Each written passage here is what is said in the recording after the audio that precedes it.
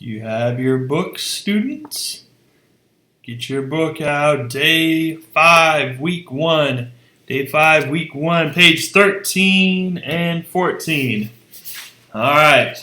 Day 5, small words, big impact. Nineveh was not a great place. It is famously sinful, full of barbaric practices, and aggressively set in its ways.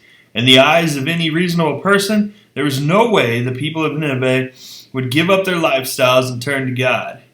Nineveh was a lost cause. At least that's what Jonah thought.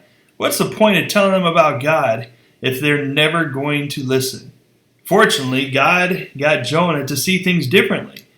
When you read today's passage, you'll see even in the worst circumstances, telling people about God can make a big difference. You'll also see why we can hope in God's unlimited mercy and forgiveness. Use the 5P method for Bible study as you read through Jonah 3:1 through Jonah 4:2. All right? So we've got the 5 P's, which you'll see right here on page 14, the purpose, the primary verse, the promises, the problems, and the practical application. You'll use that 5P method. Guys, this is great stuff. As you read through those verses, please really dive into it. Give it your time, your full attention to read through and learn this, because there's a lot of times where we think, oh, that friend, they're lost. That friend, they'll never know God. That friend is into too many bad things. They don't want to get to know God. But as we've talked about before, just the idea of even Saul turning away from his evil ways of killing Christians and all the different things that he did, we can be used by God to bring anybody to Him. So don't turn away the chances. Don't turn away the opportunities. The camp that I worked at in Seattle, I've talked about it before. The state of Washington is 90% unchurched. 90% unchurched. It hurts to say that. It's not that they go to different buildings or different churches, different denominations. None of that. They are 90% unchurched.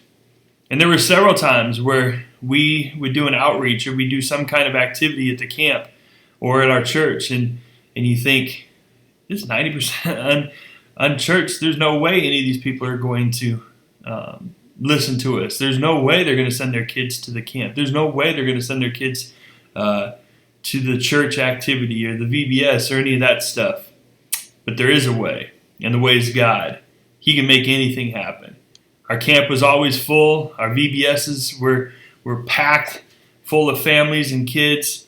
And I don't know what the stat is anymore. That 90% unchurched was a stat that we were told of.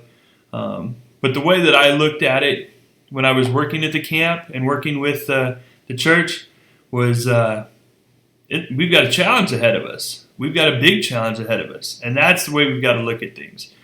Anytime, no matter what we are attacking. If you think somebody doesn't know Christ and there's no way they're going to know Christ, you've got a challenge ahead of you. You've got a big challenge ahead of you. You've got to show them God's love. You've got to show them love yourself. Your own community. Whatever. I've heard it before. You go other places. Oh, what? You work in Ferguson? Oh, my goodness. But here's the fact. People around here, they want to know about Christ too.